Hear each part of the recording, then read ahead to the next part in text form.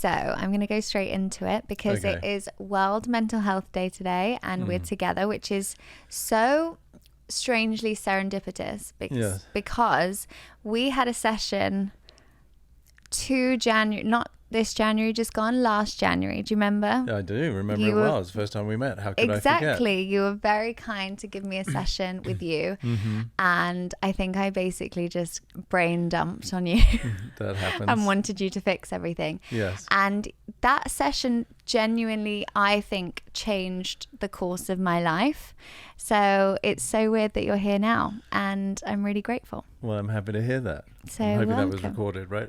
Yeah, exactly. You just got all of that without the millions of dollars fees. No, that was so good. And one of the main things, I'm going to get straight into it because I feel like you have so much wisdom to share, and I know we only have about 45 minutes, but one of the things that you told me, which I didn't really understand at first, you said I had high self-confidence, low self-worth.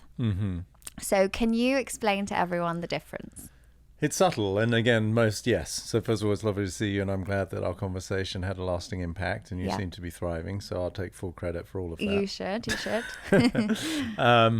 Yes, in your case, it was sort of a subtle distinction between how you occur, like a beautiful woman, well-spoken, intelligent, you have a business, so that we could say is confidence, that your outer appearance is going to resonate with many people as it does, and people aspire to be you, learn from you, etc., etc. But as it relates to how you see yourself, feel yourself as more as internal terrain, what I was aware of at the time, and obviously you've worked on, was that lack of self-worth, which is also very ubiquitous amongst humans, especially women. There's so much pressure to be who you're supposed to be in this day and age. So being able to bridge the gap between those two is what allowed you to sort of let the inner and the outer become synchronized, and so that you had true worth, right? Like that you owned you, regardless of how you look or what you're doing. And that to me is true success, right? Because people have the outside facade of success, but they may have a lot of worthlessness in the way that they speak about themselves, their internal dialogue. And you weren't at those extremes, but obviously it was impacting your relationships, previously the kind of partner you might attract who didn't necessarily revere you or see you in the way any woman would want to be seen. Yeah. And that was really a reflection of the fact that you didn't see you in that way, right? Yeah, it's so interesting. I think you really project in a relationship, especially at the beginning, and you're not quite yourself and you're holding back. So, and I met you right kind of a few months into my relationship with my boyfriend now. So I think it really kind of changed everything. Yes, because you were at a particular pivot point by the sounds of, at least when, you were sharing, like you weren't sure, right? There was a lot of question marks. And that was really a reflection of your own doubt relative to yourself. Yeah. Which also would manifest in the way that he would show up because of the way you communicate, body language, verbal, emotional, all of that, right? So the world that we have outside of us is commensurate with the way that we see ourselves. It's an extension. So by you shifting, he shifts, and then that obviously apparently changed the course of your relationship, which is beautiful. Exactly. And I think what you said to me and what I kind of actioned after that meeting that we had, it was like the catalyst, and he would then, like you say, respond to me, and then it has such a knock-on effect. Yeah. And I think often we can, in relationships as an example, not take responsibility, and you can often put the blame on them and be like, why is he behaving like this, and blah blah blah. But actually, if you kind of look at what you can control, which is yourself, often that will then change the path of everything. Yeah, I'd say not just only often, but always. Always, yeah. Yeah, because life is an extension of us. People think their relationships are out there with the other person, like he's a certain way. But then if I was to talk to his sibling, a best friend, his parent, they would have some sort of overlap with yours, but they would have a different relationship. Yeah. So same person, a myriad of different relationships based on who I speak to. So people don't understand that your relationships are an extension of you. Right? Your relationships live in you.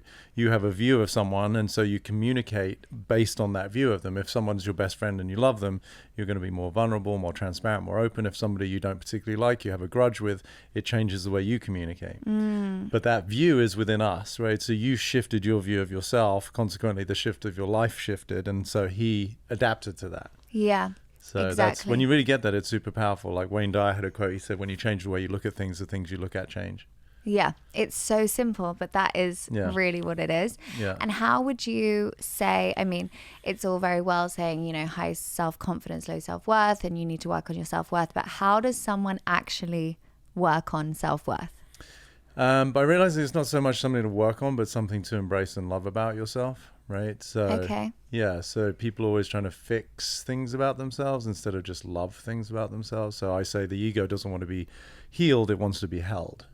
So if you look at the parts of us that feel inadequate, insecure, or come from a mindset of scarcity, that's part of our humanity. I could, even though I've done this for 25 years and I'm helping the best of the best in every industry, I could still, if I wanted to, tap into my little boy who was scared of loss because my parents died. Yeah. And it's not trying to fix that. I'm like, oh, it's actually kind of an adorable, beautiful part of me that allows me to have compassion and sympathy. Yeah. But I don't want to be defined by it. So that if I'm in a relationship, I'm worried about losing them, right? So it's about integrating the part of us that by default, because we're human, feels a lack of self-worth. Everybody can relate to that. Okay. So it's an integration as opposed to a fixing or getting rid of or transcending. Okay. How do you, this is, you know, when children are like, but why? And and they go, why? This is Their like me favorite and you. word, yeah, because the nature of our being is curiosity. But how do you integrate that? How do you learn to embrace those? If it's not about doing the work and it's just about embracing, but I think a lot of people listening will think, well, I don't know how to embrace that. Right now it feels like a flaw. Yes. How do you kind of unpick that and actually make that something tangible? I understand. So let's take a very simple example without exposing anything too vulnerable to you. Yeah. Do you have a scar anywhere on your body? Physical scar? Yes. Yes. Right. Are you happy to share where one is? Yes. And where is that? I have one kidney, so I have a scar where that on the side of your abdomen where the kidney was removed. Yes. Right. Now, before I ask the question, were you worried about the scar on your abdomen? Were you thinking about that? No. No. That's integration. Because it's become a part of me. Yeah. Well, and it's not something become, I it don't is. think. Yeah. Okay. So do you see? So the same holds true for our psyche and our emotional body. You just allowed that because you realize, well, it is what it is. It's there. What am I going to do about it? Upset. You might do some work to mitigate it or minimize it, whether some people use creams or turmeric pastes or they see a plastic surgeon. You know, there's work, but it's there. Yeah. And so it's the profound acceptance of the fact that your humanity by design is going to have flawed self-image. And so you go, oh, that's a part of me, call it your little girl, your little boy, that by design is going to feel inadequate. So it's like, oh, that's just that part of me that thinks I'm not good enough, that I'm not loved, I'm not wanted. It's kind of cute, right? It's a kid. Okay, so it's almost seeing that quality as a child that's like lovable. It is, because that's all it is. It's the part of us that is still unreconciled. And usually there can be associated events, sometimes traumatic, and that might need a little bit more help, a lot more love, right? If somebody's been through something pretty abhorrent when they were young, then yes, that might require a little bit more counseling or understanding to be able to separate the event, you know, which could be traumatic or abusive, from my identity. Oh, that means I'm a piece of shit person. Yeah. No, that was a horrible thing that happened. That doesn't equate to you. And maybe that child just needs to be loved and held. Yeah. Just like your scar that you've integrated and accepted. So really it's about the acceptance of part of us that feels, again, by default, not enough, not loved, not wanted, whatever. And how do you know the time to integrate something and to embrace something, and when you need to, or not necessarily need to, you don't need to necessarily do anything, but when should you have therapy, for example? What's the difference? Like, what scenario can you give me that actually, okay, you should work on that? Yeah. But actually, this one, you should just, that's a part of you, and embrace it. It's a great question, and obviously it's like the length of a piece of string, right? It's like I can't answer it categorically. So it depends from the individual. To what degree can you embrace and accept that part of your qualities, characteristics?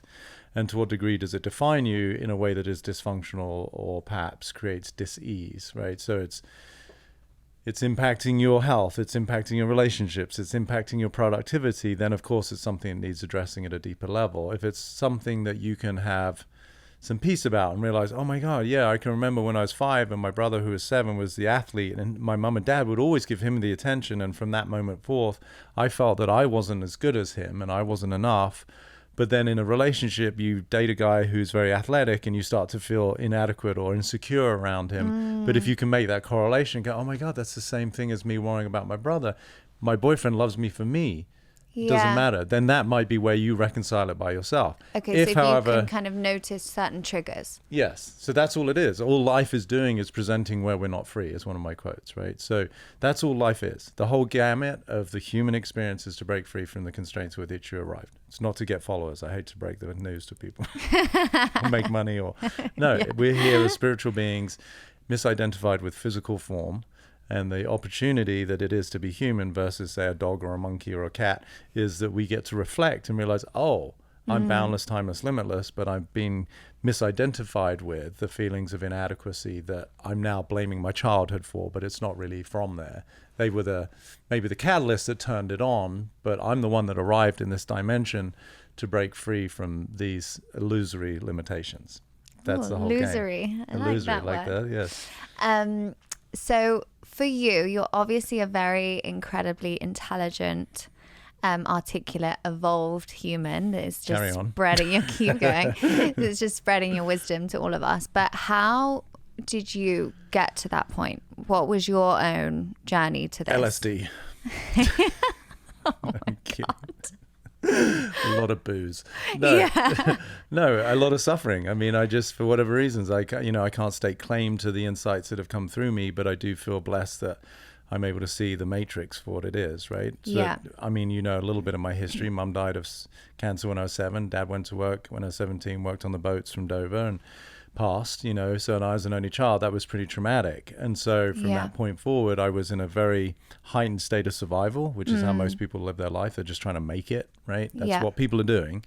And I went through, really the catalyst for my quote unquote revelation was through a relationship where I was what I thought was in love with the girl that I'd first met, you know, at the ripe old age of 28, 29, when we don't know shit about love. But she left me a year and a half later, which then brought all of that to the surface.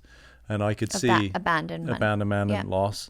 And I could see that even in the relationship, even though she loved me and she was with me, I was being driven by the fear of losing her. And so once I saw that... And your actions were all based on that fear. Because they have to be. You know, the way we view life. Came out very... Well, I was the perfect boyfriend, right? Which wasn't too far removed from who I am. I would consider kind, loving, considerate, right? But not perfect. But it was Peter plus, right? Okay. I was sweet and kind and thoughtful. But that on steroids. But then it was that, and then do more to mitigate and try and avoid my own fear that she'd leave, which was not in her realm of reality. But of course, the energy was self-fulfilling, right? So she actually said at the end, your love is suffocating. And I was just about to say suffocating. She probably felt that. And I didn't know that because it's a blind spot. This is where we have compassion. I say you can't be held accountable for that which you're oblivious to, right? Which is where we can bring compassion to people, that we don't know these deep subconscious patterns that are driving our thoughts, feelings, actions, and behaviors. So I didn't know what I was doing. I was just trying to survive. Yeah. So that's how I got to that place. It took a while, a couple of months after she left, and I was disappointed and sad and all the normal things. Mm-hmm. And I called a few friends, and then I just had this massive epiphany one day, just sitting there, and had these answers that were consistently ruminating through my mind and keeping me up and late at night. Where is she? Is she dating someone else? Will I see her again? The normal, desperate kind of questions. That torture. Yes, which everyone has their own versions of. And I got the answer to all of the questions in one go, which was, I don't know. Yeah. I don't know where she is. I don't know if she's dating someone else. I don't know if I see her again. And I was okay with that, which was complete peace. And the crazy part of the in the not knowing and accepting that's the nature of life. I don't know what we're going to talk about today, you know. And so that's where I can walk around in complete surrender, where I have trust both in my capacities and my faculties to deal with whatever arises. And other than that, I'm not trying to figure it out. That's exhausting. Yeah. So that's a lot of acceptance is going on. Complete acceptance, total freedom. Yeah. And it's a tough one because someone listening to this will just think, well, I mean, it's okay for him because he's, you know, studied this and has so much experience to this. But for a person in normal life, normal day-to-day life, when they're not, you know, around people like you, where they're able to kind of like absorb all this information, how do they get through something like some trauma, whether it's a relationship? We can use a relationship as an example. An end of a relationship where it just feels like almost a death of a person. How does someone begin to, like, what are just simple things that they can start to do? Well, the word you used earlier is acceptance, right? Like, so either the end of a relationship is going to be their choice or the other person's choice. If it's the other person's choice, it's going to be a little bit more heartache or hurt. So then we can default to love. Like, if you're really broken because you say you love that person, then I would investigate, do you really love them? Because if you really love them, then you would honor their choice.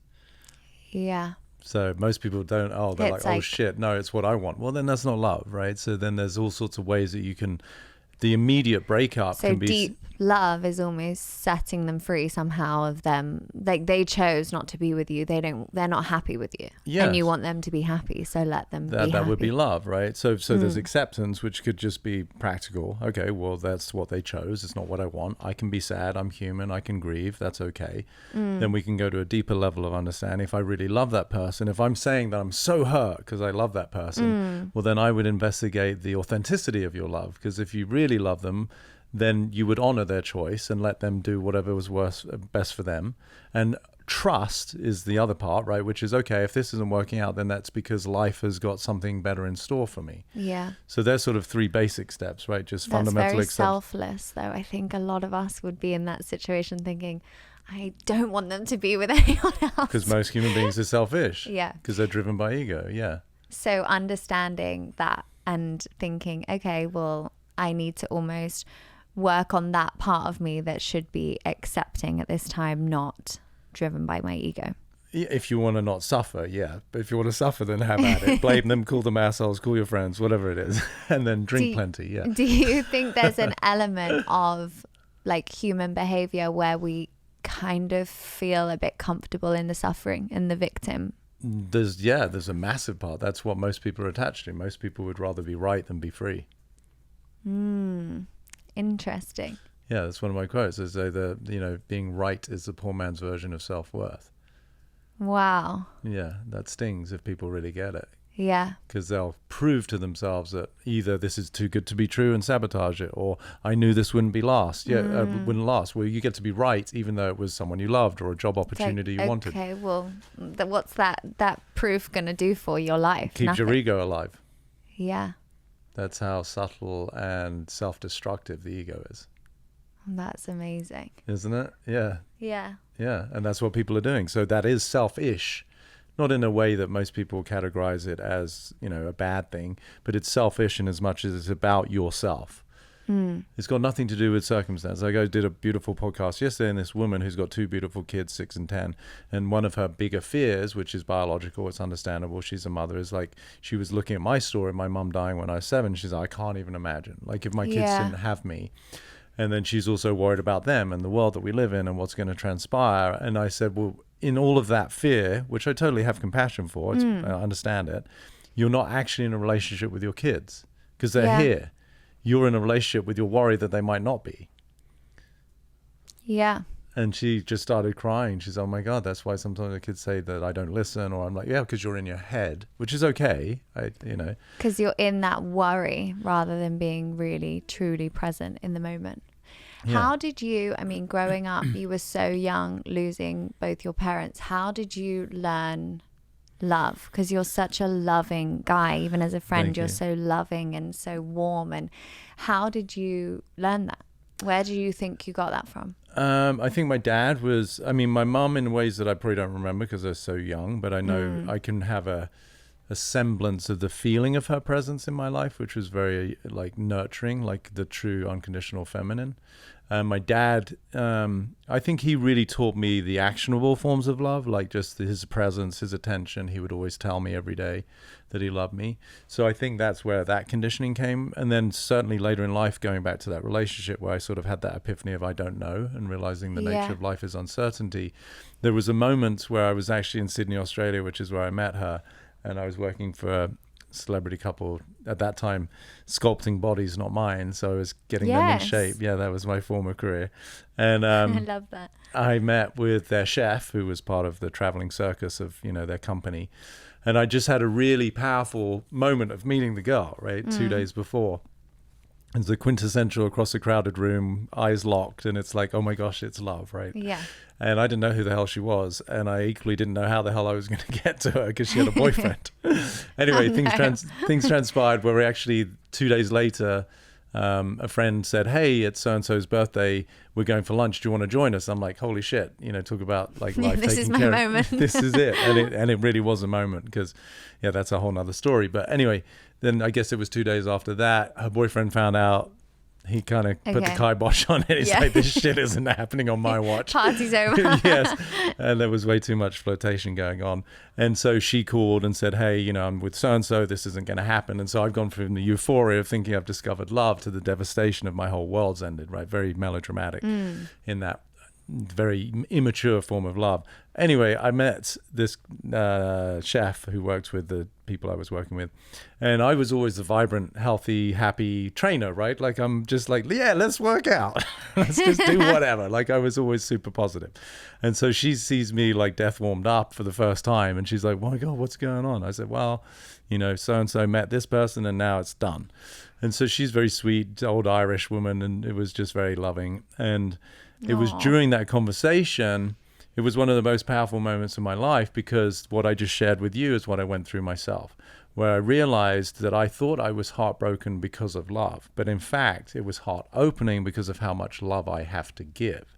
And at that moment, I realized in front of her, and I know it sounds a little bit like celluloid and dramatic, but I literally could see myself in her eyes. I felt that bright across the lunch table, because I realized, holy shit, I have so much love to give. Yeah. And in the moment of my despair, I wasn't loving, I was being selfish. So at that moment, I truly understand loving her, which was as she wanted to stay with this guy, even though logically I didn't think it was a good fit. That's irrelevant.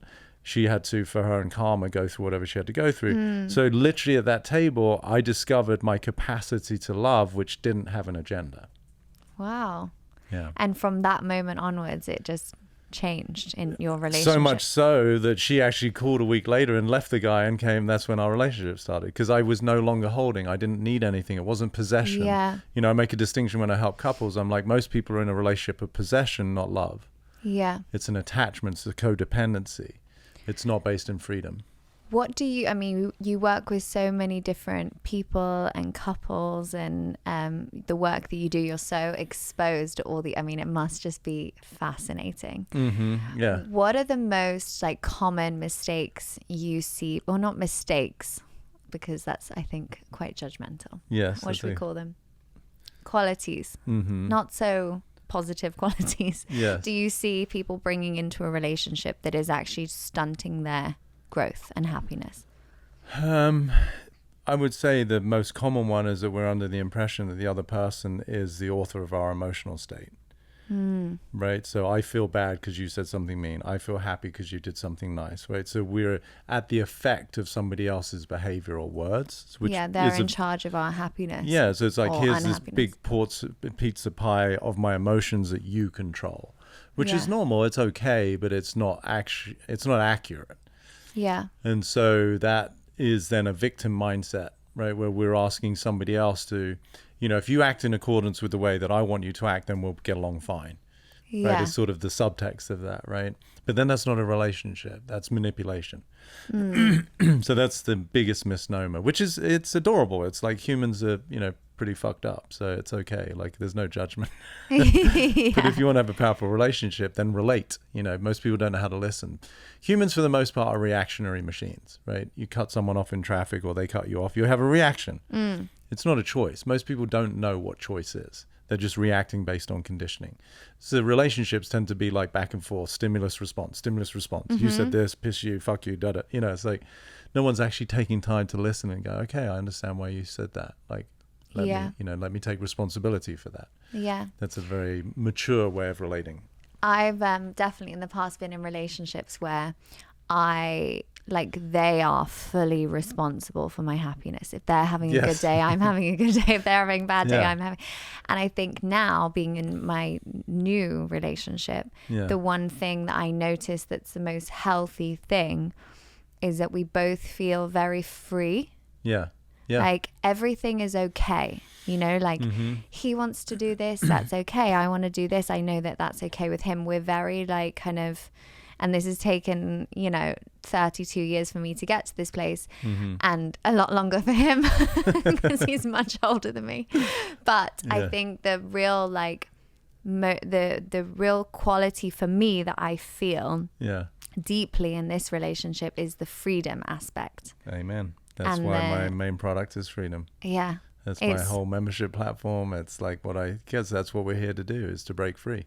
Yeah. So if you can have that in a relationship, I would say it's synonymous with love. Yeah. Right? Because again, if love is real love and it doesn't have an agenda, then what is that? Freedom. Yeah. Interesting. Yeah. So I'm now, you think I'm probably like really learning how to really love now. Yes, which is really a reflection of you and life, not so much him. Yes. Yeah. Because if you're in love with you, without that sounding sort of self-fulfilling or in any way arrogant, but you know, you accept you and I love life and life has got my back, then this relationship will run whatever course it's meant to run, and there can be trust in that, which is where there doesn't have to be a possession or attachment. Yeah. Whether it's a year or the rest of your life, you know, it doesn't really matter, because then you get to enjoy the communion of the actual relationship now versus living in some sort of worst case scenario future of what if this, or jealousy or concern or worry. It's like, no, we're here now, and you're fully present in the moment, which is the only place that you can truly access bliss or joy. Yeah. And do you think, you said that comes from me and not him, but also if he wasn't the right person, I wouldn't be feeling that within our, you know? So how do you notice, what are the signs that someone is for you and is healthy for you and very unhealthy for you? So the first part, I'd say they're always for you if you've attracted them. The degree to which it's healthy or unhealthy is going to be based on subjective reactions to it, right? So basically, when people talk about the right one, I say they're all the right one. Why is that? For that moment, to teach you something. Absolutely. Okay. So then you don't have to get caught up in the illusion of Hollywood, like there's this right one. I mean, what are the fucking chances that you meet this guy wherever he was, you know, whether it's from Copenhagen to London, you know, when there's 8 billion people on the planet, you know, like people fall in love with people in their office building or at their yoga class. Like, wow, what are the chances that one person out of 8 billion happens to be in the same, you know, postal code as me? It's like, it's ridiculous, right? So you start to realize everyone's the right one, because really everyone is just exposing the right one, which is me. Yes. So if you understand the nature of relationships, they're all about evolution and expansion of our self. And a true relationship, you're not so much, I know this may sound weird, but I would say you're not so much in love with him as you're in love with the you get to be through him, with him, and by him. Okay. Yeah. Right? So that's what we like that inner peace I feel when I'm with him makes me love him more, because I feel like I'm loving myself more. Exactly, because especially for a woman, one of the primal needs is safety. You know, women in this day and age, sadly, for centuries have not felt safe, and rightly so. You know, and I apologize on behalf of men, but the women haven't had it easy, right? Yeah. So for you, perhaps one of the things you love about him is the fact that you feel free to do whatever you want, which is an extension of safety and sovereignty, that you can be you, versus in another relationship you may have been with someone who was more possessive as a reflection of his own insecurity, and you didn't like that because you felt, well, I can't do what I want to do. You might have had a semblance of love of him, and he's sweet and he's got good characteristics, but it wouldn't have been the healthy version. Yeah, that's so interesting. So you just reminded me when we first met. In the session, you would say, like, a common theme was you telling me that in certain moments I need to tell myself that I'm safe. Yes. I don't know if you remember this. And then we got in the car to go to dinner to meet our friends. Yeah. And I hadn't put my seatbelt on yet. And you were like, you're not that safe. That was so funny. Yes. You're not that safe. Although I think don't get carried away. Yeah, you're a bit of a quick learner. That's like baby steps. Baby steps. Okay, so just on a personal level, I want to ask you this question, because I've been feeling this lately, and then speaking to a few other friends in similar situations, I think it's quite a common theme that people don't really discuss. And I think social media portrays, I mean, it plays such a big part in life now, and feelings and insecurities and egos and all that stuff. But I think when you have a business that is very kind of out there on social media, it really portrays this like seamless, fast-paced, dynamic, amazing energy, whatever it portrays, and like everything's slick and easy. But underneath it all, you can have moments. I mean, I'm speaking from myself here, like a couple of weeks ago where I was so unbelievably overwhelmed and like on the edge of burnout, and just feeling like internally like exhausted and doubting myself. And it was funny, not funny, but now looking back it's funny. My friend, who also has her own business, she was messaging me like, sorry, I'm really not myself, I'm having like a bad week. And to make her laugh, I said, don't worry, look at this journal entry that I did a few days ago. It doesn't get more dark than that. And I sent her this thing, and it was like so victim. It's like, I'm not a good girlfriend, not a good friend, not a good Pilates teacher, all these things, and just sharing it. And she was like, I feel so much better now that I know that you're in this with me.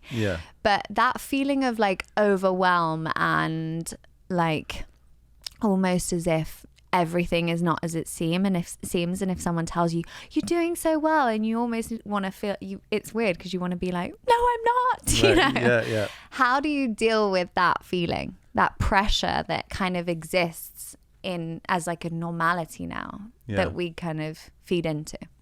Love. Okay. Yeah, because it's just part of our humanity. It's no different than your kidney scar, right? It's the same thing, that as a human being, we can run the gamut of frequencies from being the most euphoric, where there's a day that your hair, your skin, your eyes, your teeth, everything's looking perfect and you think you're a goddess, to the days that you think you're like a homeless person. You know, it's like, and to understand that you have there's that no in between. Right, exactly. They're your two states. I'm either homeless or I'm a goddess.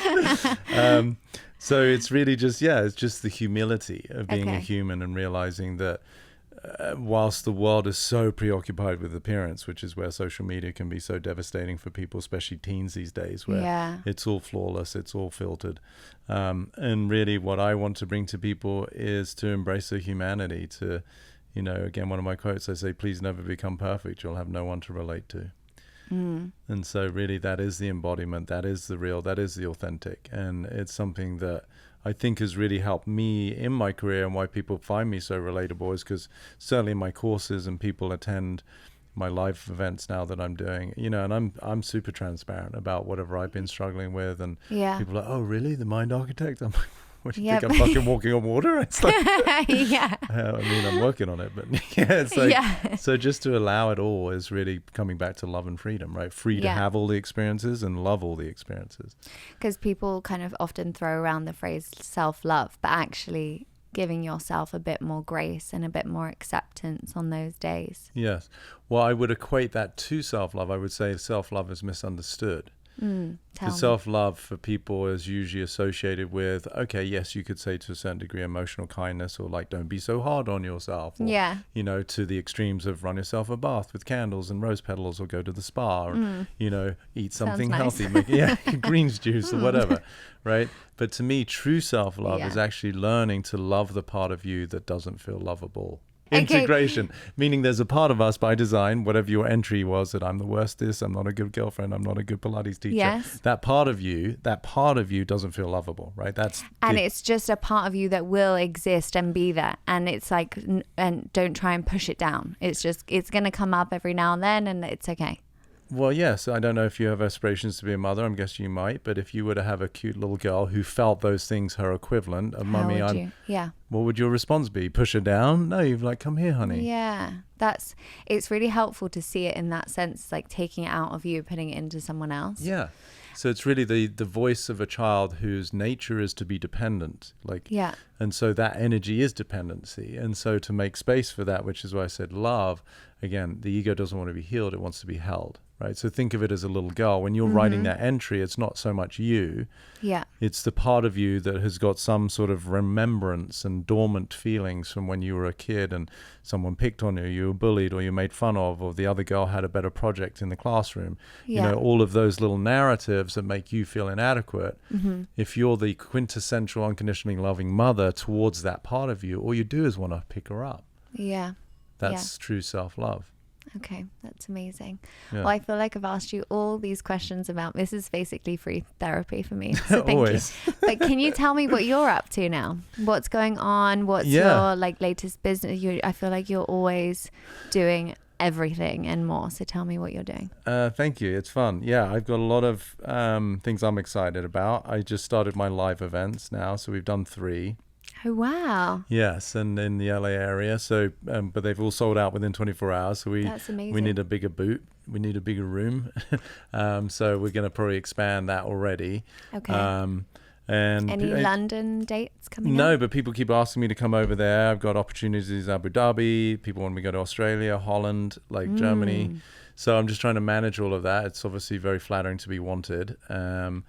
But people have asked me to do live events, certainly in the UK, to come back. So please. I'd love to do that.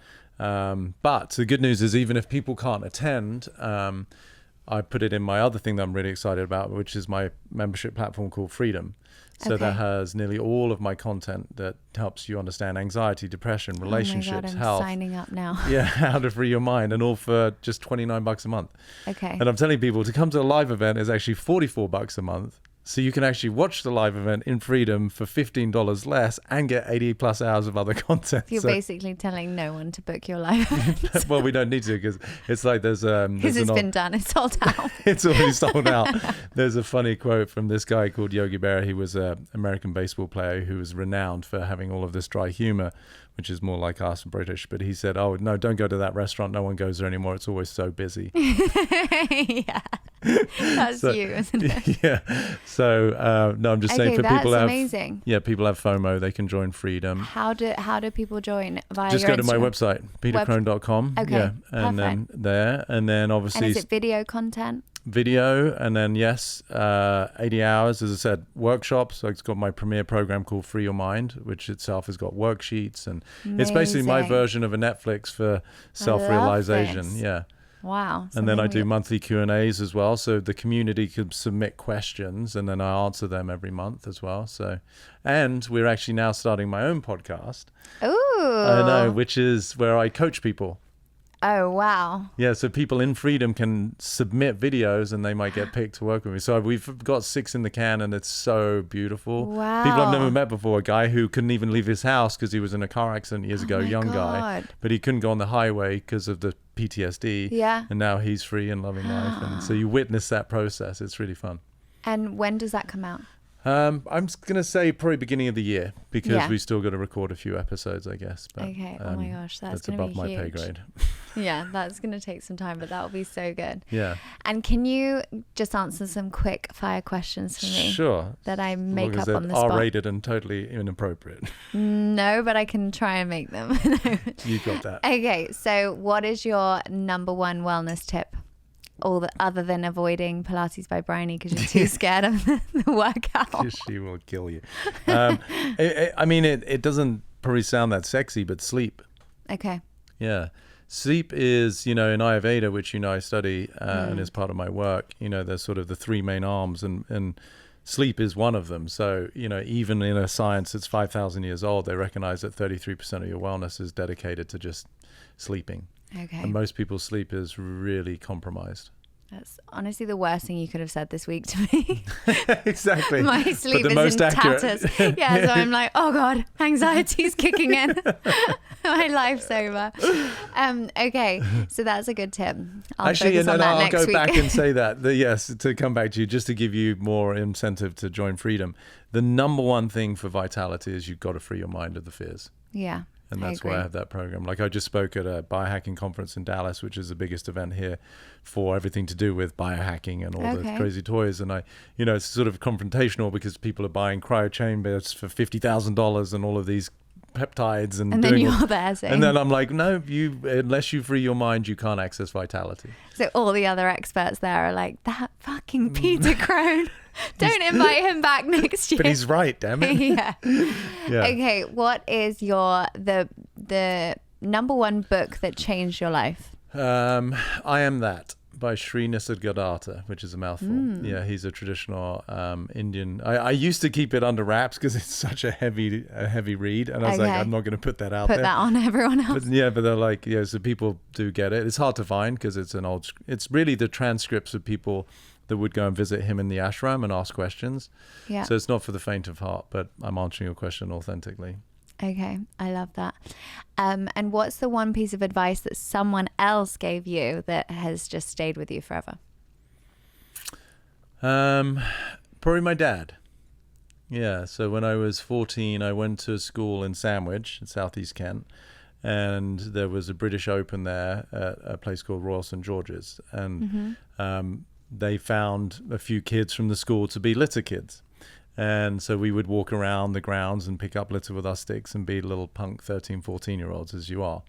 And because we're little boys, you always want to get into trouble. And so we went into a merchandise tent, and my friends were trying to be cool and steal something, right? And I was super shy and quiet as a kid, but I was also super aware, right? Very similar to now. And so whilst they're doing whatever they're doing, I managed to sneak 3 golf balls in a little, pathetic little box, right? So we come out and they've got nothing, and then I present, and they're like, oh my God, how did you do that, right? And so, of course, being an idiot and being a kid, and we're impressionable, and I was trying to show off, they said, let's do it again. Push the boundaries. Yes. So, if you go into a tent and there's 4 or 5 little 13-year-olds in their yellow T-shirts and sticks, it's not like you don't notice them. Yeah. So we go back to the same booth where the adults who are working, and they're like, what are these kids up to? So, of course, this time I got caught. So not proud of that moment, but the gentleman, whoever was running the booth, he said, it's golf balls, just give them back. We're not going to call the police, but I'm going to call your parents, which, of course, for a child is the worst thing. So anyway, I went home, and my dad, God bless him, my mum had already passed, took me into his room, and he got down on one knee. He always liked to sort of be my height. And he said, if you want golf balls, tell me, I'll get you some. But you always know what's right and wrong. And right there, that was it. There was no discipline, didn't raise his voice. I never got hit. And it was everything that I needed to know about integrity and doing the right thing in life. So that, I guess, is your most important value, having integrity. Yeah, being a man of honor, being somebody who respects people, especially I'm bent towards the feminine because I feel you've all had a rough time for a long time, as I said, but really as a man, to be somebody who people can count on. Yeah, I love that. Yeah. That's a perfect way to finish. And that doesn't always mean that, I can get it right, but I at least am committed to doing the best I can. Thank you so much for coming on. Thanks, Bryce. That was amazing. It was lovely to be with you.